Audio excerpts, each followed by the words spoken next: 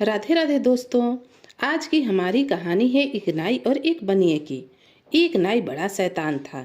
एक बार उसके ससुराल के गांव से एक बनिया हजामत कराने के लिए आया। आते ही उसने नाई से कहा कि तू फुर्ती से मेरी हजामत बना दे। तू तो घर का खास नाई है, ठीक हल्के हाथ से हजामत करना, तुझे खुश कर दूंगा। नाई शैतान तो था ही। बनिए को फिर से पक्का कर लिया कि आज तो किसी भले आदमी का मुंह देखा, मुझे पूरा खुश कर देंगे। बनिए ने मन ही मन सोचा, इसे खुश करना कौन सी बड़ी बात है। हजामत के बदले हाथी घोड़े तो देने नहीं पड़ते, एक चवन्नी ज्यादा पकड़ा दूंगा, नाई खुश हो जाएगा। इसलिए वह पूरी तरह से वचनों में बंध गया और कहा, हाँ रे पागल, पूरा राजी कर दूंगा, इसमें बार बार क्या पूछना, तुझे विश्वास नहीं है क्या। नाई मिलती मारता हुआ बोला, लक्ष्मी के लाडले सेठों पर विश्वास नहीं होगा तो फिर किस पर होगा। उसने पूरी चतुराई से हल्के हाथों से सेठ की हजामत बनाई और पूछा, क्यों सेठ जी, हजामत तो ठीक बनी ना। सेठ ने कहा, वाह क्या बढ़िया, ऐसा हल्का हाथ तो मैंने कभी किसी का नहीं देखा। नाई ने कहा, आप खुश तो हैं, अब मुझे भी खुश कर दीजिए। सेठ ने भीतर की जेब से 2 आने की जगह 8 आने निकाल कर कहा, यह ले 98, बोल खुश हुआ। नाई मुंह बिगाड़ कर बोला, इससे क्या होता जाता है, अपने वचन के अनुसार मुझे पूरा खुश कीजिए, मैं इससे खुश नहीं होने वाला। बनिए ने सोचा, चलो भाई, सवेरे सवेरे कौन झंझट मोल ले। मस्खरी की बात समझकर उसने 1 रुपया और निकाला और मुस्कुराता हुआ बोला, ऐसे दाता तुझे पहले कभी नहीं मिला होगा, यह ले पूरा रुपया। अब तो तू क्या, तेरे सारे घर वाले भी खुश हो जाएंगे। पर नाई ने तो रुपए की तरफ देखा तक नहीं। गर्दन का झटका देकर बनिए पर नाराज होता हुआ बोला, तुम्हें क्या लगता है मैं इस छोटी मोटी रकम से खुश होने वाला नहीं हूँ। वचन भंग करना हो तो बोल दो, एक पाई भी नहीं लेनी। वचन के हिसाब से मुझे खुश करने की बात थी, वह पूरी कीजिए। बनिए ने देखा कि आज तो बुरे फंसे, जीवन में कभी जुबान नहीं खोई थी, पर इस नाई को कैसे खुश करूं। आज तो हुई जैसे हुई, अपने वचनों में बंधे विचारे बनिए ने नाई को 1000 रुपए तक देने को मंजूर कर लिया। पर नाई तो खुश हुआ ही नहीं, अब करे तो क्या करे। अंत में हार कर पूछा, बोल तू ही बता, तू कैसे खुश होगा। मैं तो रुपए बढ़ा चढ़ा कर थक गया, अब तू खुश हो वैसा करूं। नाई ने कहा, थूक कर चाटने की बात तो अलग है, मुझे खुश करने की जिम्मेदारी आपकी है, मुझसे क्यों पूछते हैं। खुश होने जैसी बात होते ही मैं उसी वक्त खुश हो जाऊंगा।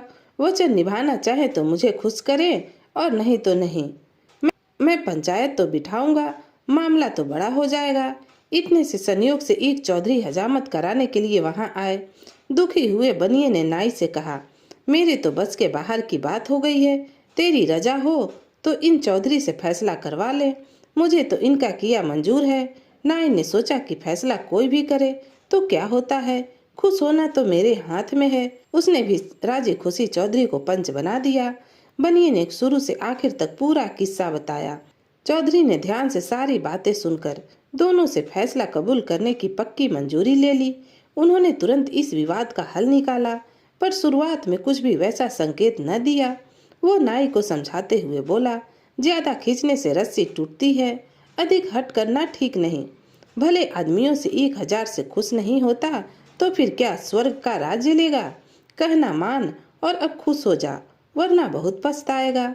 नाई ने तो चौधरी के कहने की परवाह ही न की और बोला, ओ चौधरी, पंच बने हैं तो ठीक से न्याय कीजिए, मुझे खुश करने की शर्त खुद सेठ जी ने कबूल की है। मैं भी बार बार यही बात कहता हूँ, फिर दूसरी बकवास करना बेकार है। मुझे तो खुश करने पर ही आपका निर्णय न्यायपूर्ण होगा। फिर चौधरी ने बनिए से कहा, सेठ जी, यह 1000 आप तो अपनी अंटी में फिर से दबा लीजिए, इसे खुश करने का जिम्मा मेरा। यह तो क्या इसकी 7 पीढ़ी तक खुश हो जाएगी, ऐसा बढ़िया न्याय करूंगा। फिर नाई के सामने देखकर बोले, राजा जी के राजकुमार जन्मे तो तू खुश होगा या ना खुश। नाई तुरंत समझ गया कि राजा जी के राजकुमार होने की बात से ना खुश होने पर सूली पर चढ़ा दिया जाऊंगा, और अगर खुश होना मंजूर करूं तो हाथ आए रुपए छिन जाएंगे। पर वह जल्दी करता हुआ बोला, पिछली बातें छोड़िए, मैं इन रुपए से बड़ी खुश हूँ।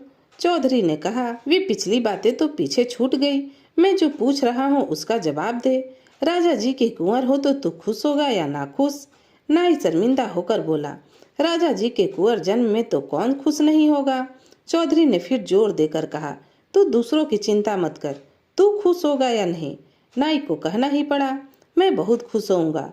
चौधरी ने कहा, बहुत अच्छी बात, अब सभी घरवाले मिलकर इस खुशी का उत्सव मनाओ।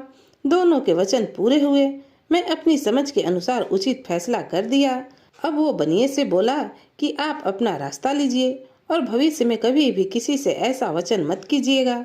नहीं, मैंने तुम्हें पहले ही समझा दिया था कि ज्यादा खींचने से रस्सी टूट जाती है। तब खुश होने में खैरियत थी, पर तुमने तो अपनी असलियत बता ही दी।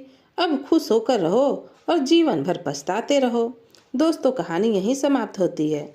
अगर आपको कहानी पसंद आई तो प्लीज़ लाइक कीजिए, कमेंट कीजिए और शेयर कीजिए। और अगर आप मेरे चैनल पर पहली बार आए हैं तो प्लीज़ चैनल को सब्सक्राइब कर लीजिए। कहानी सुनने के लिए आप सभी का बहुत बहुत धन्यवाद। तो फिर मिलती हूँ एक नई कहानी के साथ। तब तक के लिए राधे राधे।